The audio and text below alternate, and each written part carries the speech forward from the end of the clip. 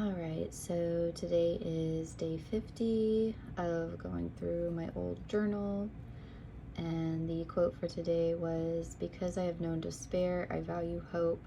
Because I have tasted frustration, I value fulfillment. Because I have been lonely, I value love."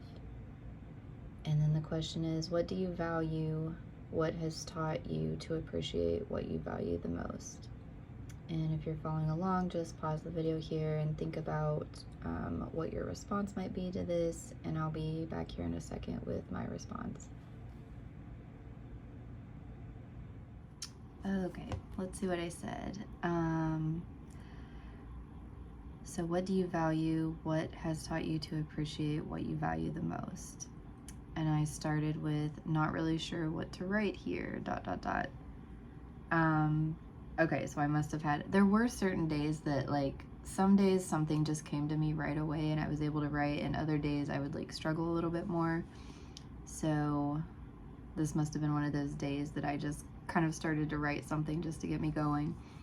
So I said, not really sure what to write here. I don't know that I really value many things. I value my health. I value my mind. I value security, my independence, solitude, sanity. I don't know. In terms of dealing with other people, I value honesty, understanding, communication, empathy, kindness. Not really sure what else to say. Maybe this is something I need to work on more, thinking about what I value for myself and value in other people, and understanding why I value or don't value certain things. Like, I'm sure most people would put family or friendships as things they value, but for me, those haven't often added value to my life. In some cases, it's been the opposite, adding stress. Okay, I'm gonna take that back a little bit, because I did have some value, like, my grandparents added a ton of value to my life. So, but I guess I just mean, like, my parents. But I mean, they did to some extent. So they weren't terrible parents. I wasn't, like, severely, like, abused or anything like that. But I just didn't get it. And I wouldn't say they were absent. Well, my mom wasn't. But, and my dad wasn't fully either. I don't know, like, I don't feel like I had great parents, but I also don't feel like I was raised terribly. So I just don't really know how to describe it. I don't feel like I was, like, a victim that, you know, my parents were so horrible or anything, but I also didn't get a lot of,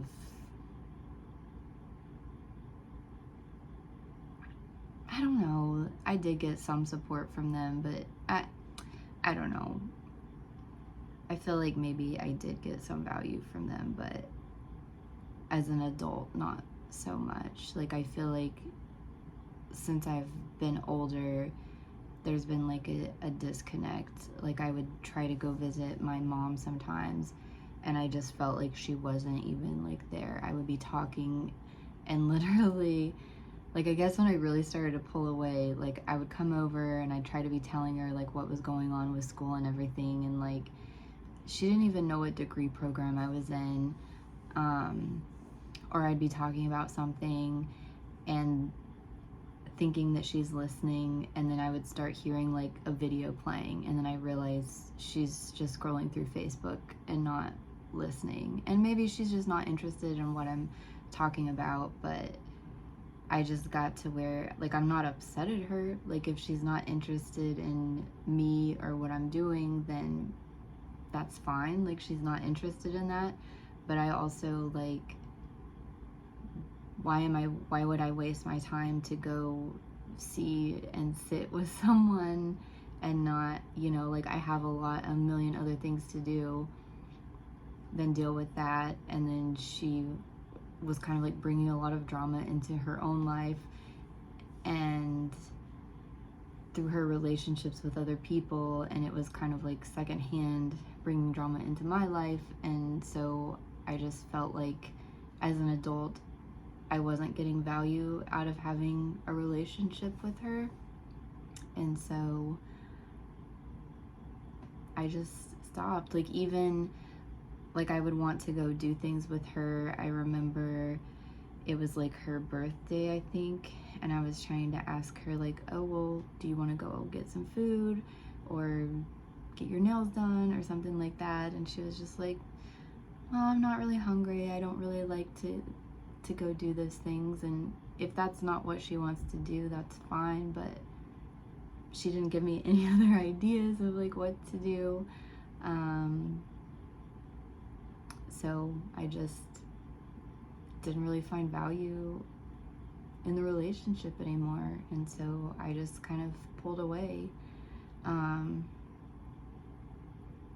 But yeah, anyway, I am finding value in having, though, like my roommate around. I know I talk about him a lot, but it's been beneficial to have someone around during this time in my life. It wasn't always the case with him, to where I felt like he was really supporting me and helping to make things better, but definitely like the last few months. Sorry, my alarm went off. I'm doing this pretty early in the morning. But yeah, the last few months, like there's been a major like change in him, and I don't know, just things are going on in the world that are, I don't know, maybe I'm just like over, like maybe things aren't as crazy as they seem to be getting. Like I don't feel like things are that bad right here, right now, but it is a little bit scary. Like I'm an economist, and so, and I know how people can get whenever they're like desperate for money or to get food or things for survival. And I don't think it's right to be violent or commit crimes, but I understand that sometimes when people are put in certain situations, like that can happen, and they can get in bad situations with other people and like do things that they wouldn't normally do. And so I just worry that like things are happening to make more of that happen. And so it's kind of nice to have a person. I feel like he protects me and looks out for me, so I do value that now. And I think when I wrote this, it wasn't really so much the case with him. We were close, but we weren't quite like as close. And so, yeah. Anyway, yeah, and I said in some cases it's been the opposite, having, relationships that I value, because I feel like there's some added stress if you can have a relationship that adds value, which I haven't found like a whole lot of those, or it's like I'll find them, but it won't last. It's like at first I'll feel like it's like a mutually beneficial relationship, like we're really close, and me and another person are hanging out, enjoying each other's company. Or for instance, like in school, you get your friends groups in school and you go and like you'll study together, or just nice to have somebody to hang out with in between classes or on breaks from class and things like that, or at work, something like that. But then sometimes, in some cases, it's turned into kind of a mutual friendship. But then I had one friend in particular, like it got to where he was just wanting to like copy off my homework, or I don't know, whenever you get out of school and you're not in that situation anymore, kind of like the friendship dynamic changes, and it's not the same. And then I'll try to hang out, and then something will just feel off, and then I get kind of like stressed about it, and it doesn't feel like it's valuable anymore. Like I don't know how to explain that, but yeah, I don't know, I think it just happens. But yeah, I said I feel like relationships often take away from many of the things I value, like independence, solitude, and sanity. I must have been going through like a time here. But I do agree with the quote in the sense that in order to appreciate many things, you need to experience the opposite.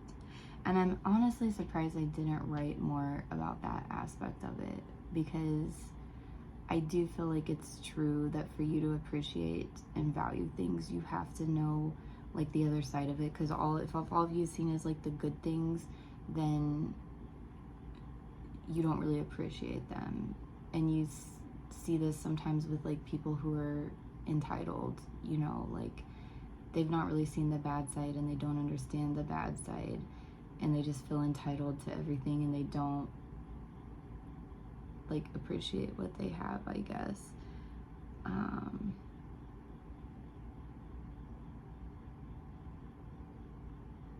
And yeah, if you go back to the quote,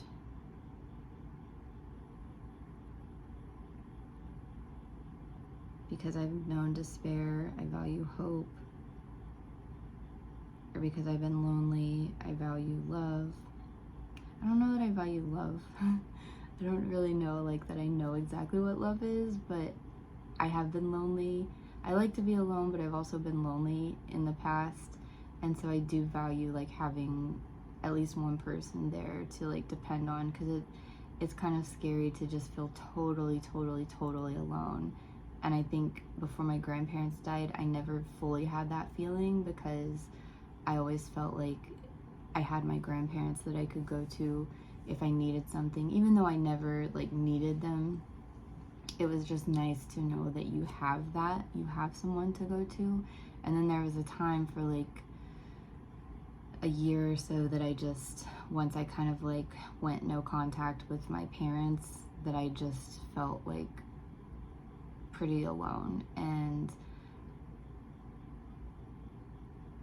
I'm just thankful that my grandparents left me this property, because at least I feel like I had a place to go. That was one thing that kind of gave me some, like I was clinging on to that, like that feeling of home, because this was where I was kind of like raised.